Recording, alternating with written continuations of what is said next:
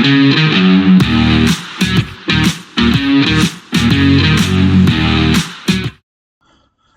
welcome back to the SuperCoach North channel. In this video, we're going to do an update of our SuperCoach BBL team for the 2025-26 season.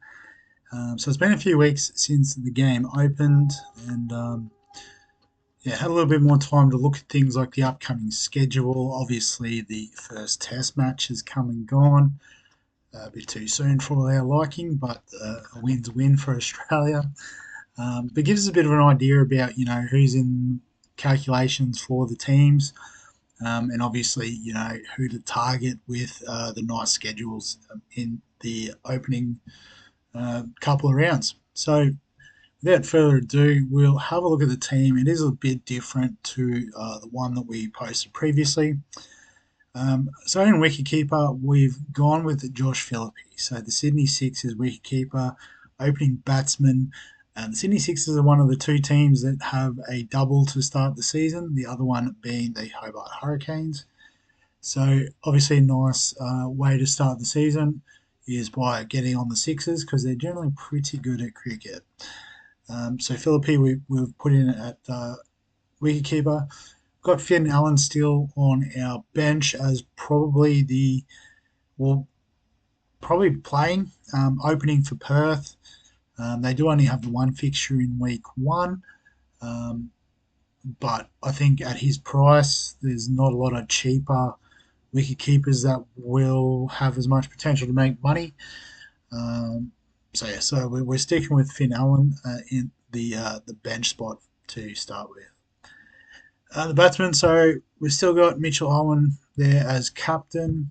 Obviously, we'll open the batting for the Hurricanes.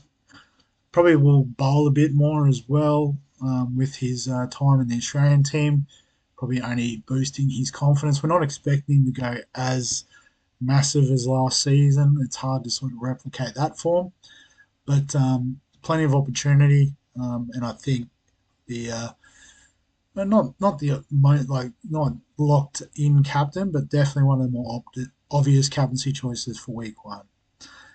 Babar Azam, so the Pakistan great coming over to play this season for the Sixers. Pretty sure he's playing the whole season, and obviously with two games to start with. I think he will open the batting, and then Steve Smith comes back from Test duty. It could be the world's greatest opening batting pair in T20 history. So exciting stuff there, but. It is a bit pricey at 150k, but double game week, probably, like I said, probably opens the batting with Philippe, so it makes sense to me. Colin Munro, so this is the one that, it could become anything, but at the moment I'm looking more so ahead to round two. So in round two, you have the Brisbane Heat and the Sydney Thunder both on the double. And while we do get, I think it's 3 trades each week and a couple of boosts on top, obviously we can't mass change our squad. So do need to sort of try and find a couple of places for these sort of guys that obviously will be very handy in round two. Next on the list, Ben McDermott. So sort of a similar profile to Philippe, bats high up the order. Has the potential to score runs. Obviously, wicketkeeper as well is good for versatility. And particularly with the Hurricanes, what's good about their fixture is they do also have another double in game week 3 or round 3. So, the likes of an Owen, McDermott, you're probably holding these guys in round 2. You may want to trade out the likes of an Azam or, the Sixers Sixers bowlers for those Thunder and Heat assets. Because you'll want the Hobart guys back for round 3. So just keep that in mind when you're sort of, piecing together your trading. That Hobart do come back around in round 3, so definitely a team to target early. Aaron Hardy still in the team, just the value for what he's capable of. He could easily make 100k. So a nice, easy, cheap playing option in your team. Bats 3, bowls a few overs. All that good stuff. The cheapies haven't changed. Vigbin, Vigbin, I can't even say his name. This guy, and Dixon.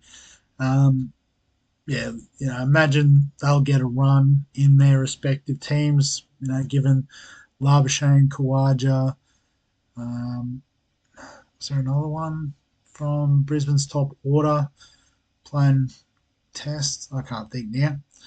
But definitely two playing in the Test team. Dixon, Renegades probably will give the younger guys a bit of a crack. So, um, yeah, I've got those guys there for now until we sort of hear otherwise. The bowlers. So Will Sullivan's still our most expensive guy. Again, this could change depending on who you like as an all-rounder, but I just think he bats fairly high. Definitely, well, usually bowls his 4 overs. Not sure if he's still a captain there as well, but yeah, he's a pretty key part of the Renegades team, so we'll just sort of lock him in. Ben Dorshus from the Sixers, so a great option in terms of bowling, and has seemed to be displaying a bit more with his batting lately, sort of gradually moving up the order. So, um, yeah, pretty good value, I think, still at 146k. Obviously, you could trade him out after round one if you want to use that money to target a Heat bowler or a Sydney Thunder bowler, but definitely a great play for week one. Rian Ahmed, the English leg spinning all rounder. Again, Hobart have a great fixture. Um, I had tossed up the idea of having him, Hossein, and Jordan, their three overseas players, all in because of that great fixture. I guess it just depends on how deep they bat. And then there's also the likes of a Chowdhury, is an all rounder that bats a bit high but might bowl not as much. Obviously, they got Mitch Owen as well that's going to do some bowling. So, you're sort of struggling to pick who will, feature in the team. I've sort of got the three of them batting 7, 8, 9. So probably Chris Jordan be at 9, which obviously then means he's relying on his bowling, which is pretty good. But yeah, the likes of a Munro could become a Chris Jordan quite easily.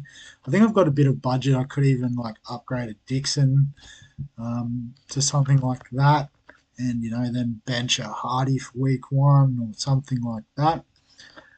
So there is definitely options to manoeuvre. I guess this is just where it's at for now.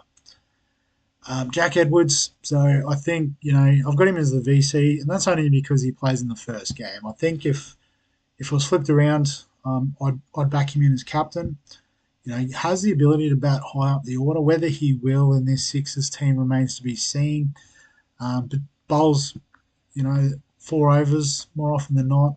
So I think, yeah, he's probably, the lock for round one, given his price point, his potential, and the double game week. Hayden Kerr, I'm just thinking with Sean Abbott out, he was in the test squad. Now he's injured. Sam Curran, I think, is going to miss the start of the season. So I think Hayden Kerr might feature in the first couple of games playing in that Sam Curran, Sean Abbott type role. Bat 7, 8, obviously bowl a few overs as well. So yes, I've got Hayden Kerr in there at the moment. Nisa I've got on the bench. He is definitely a stash for week two. Could even potentially sort of come into the team. He is an all-rounder, so I could sort of swing him up here in the place of Munro if I think, he's going to bowl better than Munro's going to bat. Hopefully Munro bats pretty well as a Heat fan. And McAndrew is another similar sort of thing. So for his price, he offers a lot of value. Late order hitter, but definitely more of a bowler in the Thunder team. So yeah, he's one I've locked in. I did think about Daniel Sams, but I think he's becoming a bit like a Ben Cutting, less of a bowler, more of a late order hitter. So happy to have a look in round one, see his role, and if it's like he's the all-rounder batting 5 and bowling 4 overs, I think we'll bring him in for the double game. We probably will anyway, even just off batting alone because of the upside.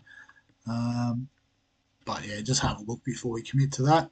And then we've got Maxi in the flex just because the Stars are playing in the last game. So it does give us a bit of flexibility if he's let out or something like that. But obviously, as an all-rounder, we can plug in anyone, particularly if we have him in the batting spot, because you can also put your wicket keepers in as batters. So, um, but I guess the flex is best just because you can do a straight bowler or whatever it is that you want to do.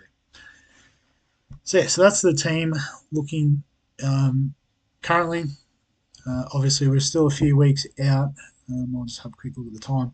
So, at the time of recording, 19 days, probably about 17 by the time I actually get around to publishing this online. Um, and then, yeah, I'll be off in Japan for a couple of weeks. So, won't be doing any BBL stuff and probably not a lot of Supercoach stuff, if I'm being completely honest, across all the formats over the next couple of weeks. So, on that bombshell, I will wrap it up there. So, thank you as always for watching. If you've got any questions, comments, thoughts, add them below this video. Give us a like if you enjoy the BBL content. Subscribe for all the fantasy sports content. And other than that, we'll catch you in the next one.